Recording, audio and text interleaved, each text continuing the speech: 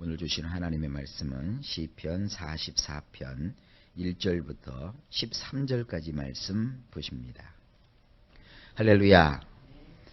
우리 그 시편 44편을 보면 이스라엘의 수치스러운 역사에 빗대어서 예수 그리스도를 우리에게 보여주고 계십니다. 1절을 보면 하나님이여 주께서 우리 열조의 날 곧 옛날에 행하신 일을 저희가 우리에게 이름해 우리 귀로 들었나이다. 원문으로 보면 엘로힘이시여 우리가 우리 귀의 들로 들었나이다. 우리의 조상들이 우리에게 자세하게 이야기해 준 바 옛날 그들의 날들에 당신께서 행하신 일에 대해서 말입니다. 자, 요 대목을 이해하려면 44편이 시작되면서 그 앞부분에 이 시편은 이런 시편이다 라고 소개한 부분이 있죠. 고라자손의 마스길 영장으로 한 노래. 지난번에도 말씀드렸다시피 여기 나오는 이 고라자손은 하나님에 대해서 반역을 이루었던 그런 고라자손이 아니라 이들이 정확하게 누군지는 잘 모르지만 시편에 있어서 상당수 이 고라자손들이 수집을 한 그런 시편들이 우리 시편에 수록되어 있습니다. 시편을 수집한 사람들을 뜻합니다. 그 고라자손의 마스길이라고 하는 것은 교훈을 위해서 기록된 시편입니다. 그래서 이 시편 44편 전체는 후대에 우리와 같은 사람들을 위해서 꼭 명심해야 되고 잊지 말아야 될 그런 내용을 담고 있는 것입니다. 그래서 1절에 자연스럽게 그렇게 소개하고 있는 것이죠. 조상들부터 우리의 그 어르신들이 혹은 우리의 아버지들이 우리의 그 윗사람들이 선생님들이 그 후손들에게 자세하게 가르쳐준 자세하게 이야기해준 그 옛날 하나님께서 이스라엘 백성들을 위해서 행하시고 베푸셨던 일들 그것을 귀로 자세히 들었다는 것입니다. 그것이 이제 2절부터 소개가 되죠. 2절에 주께서 주의 손으로 열방을 쫓으시고 열조를 심으시며 주께서 민족들은 괴롭게 하시고 열조는 번성케 하셨나이다. 원문을 보면 당신께서 당신의 손으로 민족들은 내쫓아 버리시고 그들은 심으셨으며 당신께서 백성들은 박대하시고 그들은 풀어놓으셨나이다. 여기 보면 두 종류의 사람들이 나옵니다.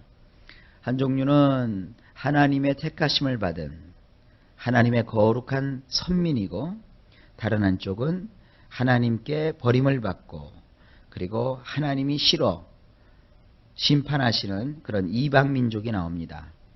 하나님은 이스라엘은 선택하시고 이방은 버렸다. 그런 것을 여기서 말하고 있는 것이 아니라 한쪽은 하나님이 택하신 백성이고 다른 한쪽은 하나님의 택하심에서 배제가 된 그러한 백성입니다. 이 두 백성을 비교하고 있는 것입니다.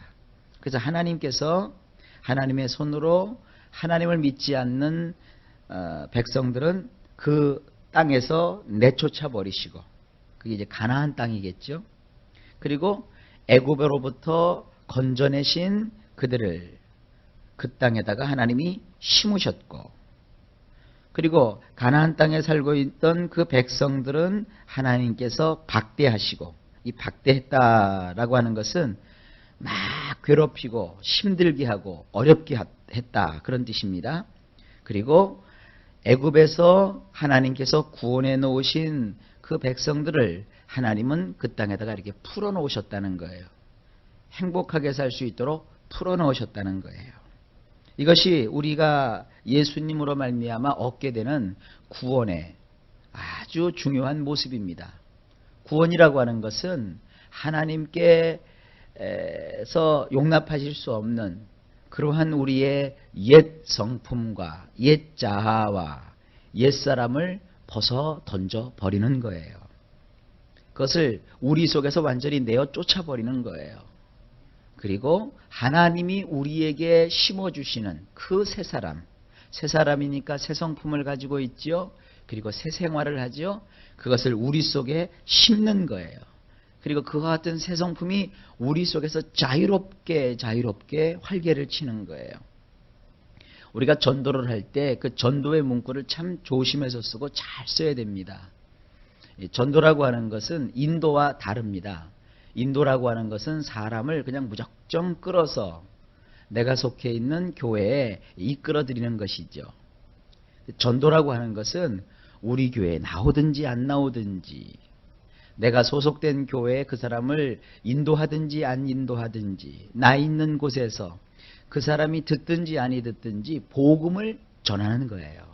그러니까 주님께서 우리에게 명하신 건 뭐냐면 복음을 전하라는 거예요. 복음을. 우리만 복음을 전하지 않고 온통 세상에 주님을 믿는 사람들이 복음을 있는 초소에서 자기의 형편에 맞게 자기의 상황에 맞게 열심히 전하다 보면 온 세상에 여호와를 아는 지식으로 충만해지잖아요. 그러면은 이쪽 교회에서도 부흥이 일어나고 저쪽 교회에서도 부흥이 일어나고 그리스도의 말씀이 선포되고 생명이 있는 곳곳마다 하나님이 보내주시는 영혼들로 가득 차잖아요. 근데 이런 그 내용들이 자꾸 요즘은 변색되고 퇴색이 돼가지고 말이죠. 내가 전도를 했으니까 너는 꼭 내 교회에 나와야 돼. 내가 너에게 전도했으니까 너는 꼭 나에게 속해야 돼. 이것은 굉장히 성경에서 벗어난 얘기입니다. 어찌 한 하늘 아래에서 우리가 다 하나님을 경외하는 한 가족인데 내가 다니는 교회만, 내가 속해 있는 교회만 잘 되고 많이 모이고 그게 하나님의 영광이겠습니까? 각 교회마다 하나님이 맡기신 사명이 있고 또 교회의 목회자들마다 주님이 주시는 그러한 은사가 다르고 또 교회마다 다 특성이 있는 것입니다. 교회가 점차 시간이 흘러가고 부흥을 경험하게 됨으로써 그 교회마다 각각의 특성이 있는 것이에요. 그러니까 교회는 서로가 무슨 선의의 경쟁 그런 것도 필요가 없어요. 하나님 안에서 자기의 사명을 잘 감당하면 되는 것이에요. 그런데 중요한 것은 뭐냐면 내면에서 이루어지는 것입니다. 내 안에 그리스도의 복음으로 말미암아 옛 성품은 물러가고 새로운 성품이 심겨져서 그곳에서 번성하는 이런 축복의 역사가 우리 각자의 심령 속에 이루어져야 그것이 참 신앙입니다. 복음을 전할 때 전도할 때 그 문구를 참 잘 써야 돼요. 어떤 분은 이렇게 얘기하더라고요. 예수 믿고 복 받읍시다. 예수 믿고 잘 됩시다. 예수 믿고 잘 삽시다. 그건 잘못됐다는 거예요. 그럼 어떻게 해야 됩니까? 그랬더니 예수 믿고 구원 얻읍시다. 예수 믿고 전국 갑시다. 예수 믿고 하나님의 자녀가 됩시다. 그렇게 해야 된다는 거예요. 그러나 그렇게 하시는 분들은 신학을 제대로 안 하신 분들이에요.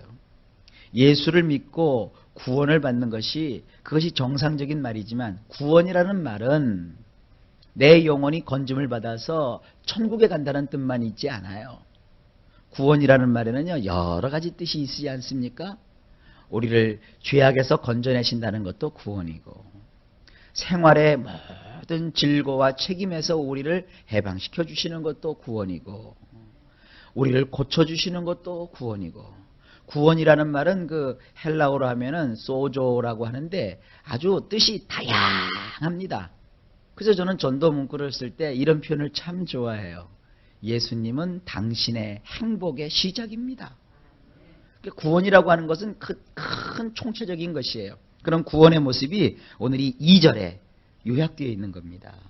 어째서 우리가 천국에 갑니까? 어째서 우리가 행복해질 수 있습니까? 어째서 우리가 병고침을 받을 수 있습니까? 어째서 우리가 생활 속에 가지각색 하나님이 주시는 은총과 축복을 이 세상에서도 누릴 수 있는 것입니까? 그것은 우리 안에 하나님을 믿지 않고 하나님을 배반했던 옛 성품을 주님이 역사하셔서 몰아내 주시고 하나님이 함께해 주셔서 그 손으로 우리 가운데 새로운 사람을 예수님으로 말미암아 심어 주셨기 때문에 이것이 가능한 것입니다. 자, 3절을 보면 저희가 자기 칼로 땅을 얻어 차지함이 아니요. 그렇죠? 저의 팔이 저희를 구원함도 아니라 오직 주의 오른손과 팔과 얼굴의 빛으로 하셨으니 주께서 저희를 기뻐하신 연고니이다. 원문으로 보면 이렇습니다. 진실로 그들이 자기들의 칼로 땅을 소유한 것이 아니나이다. 여러분, 새로운 사람은 내가 소유한 게 아니에요. 예수를 믿는 것은 개선이 아닙니다. 뭐 잘못된 걸 조금 고치는 게 아닙니다. 어딜 지나가다 보니까 제가 알고 있는 어떤 목사님이 담임하셔서 하시는 그 교회예요. 언제 한번 그 목사님 만나면 제가 한번 따져 물어야 될 것 같아요. 그 교회에다 이렇게 프랭카드를 써놓으셨더라고요. 변화만이 살 길입니다. 아마 그 목사님이 굉장히 설교를 하셔도 세상 사람과 친화적인 설교를 하시는 분이시거든요. 교회가 꽤 커요. 한 2, 3천 명 모이는 교회인데 변화만이 살 길입니다. 그것은 한편으로는 맞지만 어떤 구원이라는 입장에서 볼 때는 좀 위험스러운 얘기입니다. 우리가 예수 믿는 것은 조금 잘못된 걸 고치는 개선이 아닙니다. 새 사람이 되는 것이고 새로운 피조물이 되는 것이고 자기의 노력으로 구원을 얻는 것이 아닙니다. 우리가 우리 자신을 개선하려고 하고 우리 자신을 변화시켜봤자 죄인은 여전히 죄인입니다. 하나님을 거스리고 하나님을 벗어난 그런 삶의 모습은 당연히 변화되지 않습니다. 그것은 우리 속에서 추방시켜야 될 모습입니다. 어떻게 보면 굉장히 극단적인 얘기일지 모르겠지만 우리 안에 하나님이 심어놓으신 그 새로운 성품은 우리의 힘으로 우리의 노력으로 되는 것이 아니라 성령님에 의해서 하나님의 손에 의해서 되는 거예요. 예수를 영접하지 않은 사람은요, 아무리 목사님이 안수를 하고 축복을 해도 거기에는 축복이 임할 수가 없어요. 하나님 외에 다른 마음을 품고 다른 신을 숭배하는 자들이 하나님이 주시는 축복을 받을 수가 없어요. 그런 사람들이 이게 교회에 나와가지고 목사님 말씀을 들으면 어떤 생명이 되는 구원의 말씀을 듣지 않고 순전히 도덕적이고 윤리적인 말씀만 들으려고 해요. 그래서 설교를 딱 들어도 생명이 되는 말씀을 자꾸 전하면 그것은 하나도 안 들어오고 뭐 이랬더니 돈을 벌었더라, 저랬더니 뭐 잘 살게 되었더라, 그런 얘기밖에 안 들어와요. 그러나 주님을 영접해서 그 안에 하나님 주신 새 생명을 주신 사람들은 기도를 하면 성령이 강력하게 그를 붙잡아 주셔서 성령이 임하시고 성령의 은사가 나타나고 기적이 나타나고 그래요. 하나님은 우리를 살리시고 병을 고치시는데 제일 먼저 누구라도 그가 돌아서서 예수님을 자기의 구세주요 주님으로 영접을 해야 돼요. 그래서 하나님을 영접을 해야 그때부터 시작이 되는 거예요. 왜냐하면 그 새 사람, 새 성품에게 하나님이 역사하시는 거예요. 그래서 하나님 없이 아무것도 될 수 없는 겁니다. 이게 지금 그 말이에요. 진실로 그들이 자기들의 칼로 땅을 소유한 것이 아니니이다. 자기들의 팔로 자기들을 지킨 것이 아니니이다. 그들을 향한 당신의 오른손과 당신의 팔과 당신의 얼굴빛 때문이었습니다. 바로 당신이 그들을 기뻐하셨기 때문입니다. 하나님은 하나님이 기뻐하시는 자를 오늘도 구원하시는데 하나님이 일방적으로 구원하시는 것보다는 우리를 보내셔서 우리의 입술을 열어서 그들에게 복음을 전하고 그들에게 하나님의 그 놀라운 사랑을 전파하도록 해서 그 전도를 통해서 그들을 구원하시기를 기뻐하시는 거예요. 그래서 하나님이 부르셔야 그가 나가서 복음을 사람들에게 전할 수 있는 것이고 그 복음을 들었을 때 그들이 그 복음으로 말미암아 하나님을 만날 수 있는 것입니다. 어느 곳곳 여러분들이 계시는 처소에서 이런 주님의 놀라운 구원이 이루어지도록 우리의 입술이 열려 주님을 전하는 삶이 되실 수 있기를 주님의 이름으로 축복합니다. 그 다음에 4절입니다. 하나님이여 주는 나의 왕이시니 야곱에게 구원을 베푸소서. 이 4절 말씀이 44편 말씀을 이해하는 아주 결정적인 구절입니다. 왜 이것이 예수님과 연결이 되느냐? 우리 성격으로는 아무리 들여다봐도 몰라요. 원문으로 봐야 돼요. 원문에 이렇게 되어 있어요. 당신은 나의 왕이신 바로 그분이십니다. 여기 또 나오죠. 그분, 후라는 말이 또 나오죠. 엘로힘이시여 야곱을 구원하라 명하소서 이렇게 되어 있어요. 이 후라는 사람 바로 3인칭 남성 단수 대명사 에덴 동산 또 나오죠. 창세기 3장 15절 원래 복음에 보면 하나님께서 뱀과 여자의 원수관계를 말씀하시고 뱀의 후손과 여자의 후손의 원수관계를 말씀하시고 그 사람, 그 남자, 그 후라는 히브리 말로 후라고 하는 3인칭 남성 대명사 그 후가 바로 뱀과 원수관계가 되리라. 바로 그 후가 누구냐? 모세와 같은 선지자요, 멜기세덱의 반차를 쫓아 되시는 제사장이요, 다윗의 위를 이어받은 영원한 왕이시다. 그 후가 이 땅에 오셨어요. 마리아의 몸을 통하여 하나님이신 예수님께서 인간의 몸을 입으시고 이 땅에 오셨어요. 그 후가 십자가에서 사탄으로 말미암아 발꿈치가 상하셨어요. 그러나 그 후가 사탄의 머리를 상하게 하셨어요. 그리고 그 후가 죽음에서 부활하시고 하늘에 오르시고 하나님 앞에 자기 자신을 나타내 주셔서 모든 구원을 이루셨어요. 오늘도 그분이신 예수 그리스도를 우리가 영접하고 그분의 이름을 부를 때 하나님은 그 영혼을 구원시키시는 거예요. 그게 바로 이 4절이에요. 당신은 나의 왕이신 바로 그분이십니다. 엘로힘이시여 야곱을 구원하라 명하소서. 이 구원에 관한 이야기입니다. 5절에 우리가 주를 의지하여 우리 대적을 누르고 우리를 치려 일어나는 자를 주의 이름으로 밟으리이다. 원문으로 당신으로 말미암아 우리의 적들을 우리가 눌러버리며 당신의 이름으로 말미암아 우리를 대항하여 일어난 자들을 짓밟아 버리리이다. 여러분, 마귀를 야 마귀야 내가 너에게 명하노니 물러가라. 백날에도 안 물러가요. 마귀야, 환경아, 질병아 내가 너에게 명하노니 물러가라. 절대 안 물러가요. 그러나 내가 너에게 우리 주 예수 그리스도의 이름으로 명하노니 물러가라. 그럼 물러가요. 예수님의 이름으로 뭐라고 그랬어요? 나를 혹은 우리를 대항하여 일어난 자들을 짓밟아 버리신다고 그랬잖아요. 예수의 이름으로 하나님께서는 우리에게 놀라운 이름을, 놀라운 능력을 이루어 주시는 거예요. 그래서 우리는 하나님의 자녀이기 때문에 우리가 예수의 이름을 사용할 권리가 있고 그 예수님의 이름을 의지하여 오늘도 원수를 이기고 세상을 이기고 우리가 승리하게 되는 줄로 믿습니다. 우리가 바로 우리의 적들을 눌러버릴 수 있는 이런 놀라운 일을 우리 예수님께서 십자가에서 이루어 주셨습니다. 그래서 6절에 나는 내 활을 의지하지 아니할 것이라 내 칼도 나를 구원하지 못하리이다. 진실로 나는 나의 활을 의지하지 아니할 것이며 나의 칼이 나를 건지지 못하리이다. 7절 오직 주께서 우리를 우리 대적에게서 구원하시고 우리를 미워하는 자로 수치를 당케 하셨나이다. 오로지 당신만이 우리의 적들로 우리를 구원하시오며 우리를 미워하는 자들을 당신만이 부끄럽게 하시나이다. 우리 적에게서 하나님께서 구원하여 내시고 우리를 미워하는 자들을 오직 하나님만이 부끄럽게 하시나이다. 8절에 우리가 종일 하나님으로 자랑하였나이다. 우리가 하나님의 이름을 영영히 감사하리이다. 엘로힘 안에서 우리가 종일토록 찬양할 것이니이다. 당신의 이름으로 영원토록 우리가 감사로 찬양할 것이니이다. 하나님의 이름을 바로 예수님을 영원토록 우리가 감사로 찬양할 것이니이다. 그리고 가로 열고 셀라 가로 닫고 그랬죠. 이 셀라라고 하는 것은 뭐냐면 쉼표예요. 쉼표. 그러니까 뭐예요?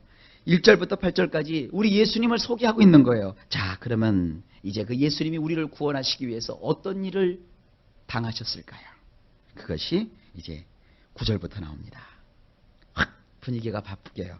그러나 이제는 주께서 우리를 버려 욕을 당하게 하시고 우리 군대와 함께 나아가지 아니하시나이다. 이 구원을 이루시기 위해서 원수를 눌러버리시고 우리를 승리하게 하시는 이 놀라운 구원을 이루시기 위해서 이스라엘 백성들이 겪었던 그 어려운 일들을 빗대어 우리 예수님이 겪으셨던 일들을 이제 소개하고 있습니다. 9절에 원문으로 보면 참으로 당신이 퇴짜를 놓으신 바람에 우리가 창피를 당하였나이다. 당신은 우리의 군대와 함께 나아가지 아니하시나이다. 이게 어디서 이루어졌어요? 십자가에서. 하나님께서 마치 예수님을 퇴짜를 놓으시는 것처럼 버리셨잖아요. 엘리 엘리 라마 사박다니 하나님 하나님 나의 하나님 어찌하여 나를 버리시나이까. 우리를 구원하시기 위해서 우리 예수님은 하나님으로부터 퇴짜를 맞으셨단 말이에요. 버림을 받으셨단 말이에요. 그래서 온 수치와 수욕을 그 십자가에서 다 받으셨단 말이에요. 그리고 주님은 얼마든지 말씀 한마디로 온 하늘의 총군을 동원하실 수 있는데 그 군대를 동원하지 않으셨어요. 당신은 우리의 군대와 함께 나아가지 아니하시나이다. 10절에 주께서 우리를 대적에게서 돌아서게 하시니 우리를 미워하는 자가 자기를 위하여 탈취하였나이다. 여기 원문으로 보면 당신이 우리가 적에게 등을 보이게 하셨나이다. 싸우다가 등 보이면 지는 거잖아요. 그러니까 주님은 마치 사탄에게 패배하시는 것처럼 죽임을 당하시잖아요. 사탄이 사용할 수 있는 가장 큰 무기가 죽음인데 주님은 그 죽음의 칼에 맞으셔서 진짜 죽임을 당하시잖아요. 우리를 미워하는 자들이 자기들을 위해서 약탈하나이다. 주님은 그 입으신 속옷까지도 약탈을 받으셨죠. 그 속옷도 뺏기셨죠. 로마 병사들이 그 속옷을 갈기갈기 찢어서 제비 뽑아 나누었지 않습니까? 다 잃어버리시지 않습니까? 11절에 주께서 우리로 먹힐 양 같게 하시고 열방 중에 흩으셨나이다. 당신은 우리를 양처럼 먹거리로 내어놓으셔서 우리를 민족들 가운데 흩어버리셨나이다. 12절에 주께서 주의 백성을 무료로 파시며 저의 값으로 이익을 얻지 못하셨나이다. 12절 당신은 당신의 백성을 비싸지 않게 팔아버리셨나이다. 당신은 그들을 판값으로 재미를 본 게 아무것도 없나이다. 주님은 다 잃으셨잖아요. 다 주셨잖아요. 아낌없이 주셨잖아요. 13절에 주께서 우리로 이웃에게 욕을 당케 하시니 둘러있는 자가 조소하고 조롱하나이다. 당신은 우리를 우리의 이웃들에게 비난의 대상이 되게 하셨나이다. 우리 주님 얼마나 많은 비난을 당하셨어요. 조롱과 조소가 우리를 둘러싸고 있는 자로부터 나오나이다. 그 주님 주변으로 삥 둘러있을 때 제자들도 다 도망가 버렸죠. 요한만 빼놓으시고요. 또 몇 명의 예수님을 따르던 여인들을 빼놓고는 다 도망가 버리고 주님의 십자가 밑에서는 위대하신 주님, 우리를 위해서 구원하시겠어 이렇게 죽으셨나이까 이렇게 말하지 않았어요. 네가 하나님의 아들이여든 내려오라. 아주 가지각색의 조롱과 조소를 다 퍼부었어요. 그러나 주님은 십자가에서 묵묵히 참으셨어요. 이제 내일 14절부터는 더 굉장한 그 주님의 고난의 모습들이 예언되어 있습니다. 우리는 지금 예수님의 십자가를 경험한 뒷시대이기 때문에 정말로 이 십자가 앞에서 이 생생함을 우리가 이 44편을 통해서 보잖아요. 근데 구약의 백성들은 이 구절을 읽으면서 뭐를 생각했을까요? 이 출애굽 때 이렇게 어려웠지. 광야길에서 이렇게 어려웠지. 그것만 생각했다고요. 출애굽은 구원의 역사입니다. 우리를 구원하시기 위해서 예수님께서 동원되셨고 오셨고 그분이 우리의 구원을 이루신 거예요. 여러분, 우리는 구원받은 하나님의 자녀들입니다. 우리를 구원하시기 위해서 이 십자가에서 모진 고난과 고통을 겪으셨던 주님을 늘 묵상하시면 승리합니다.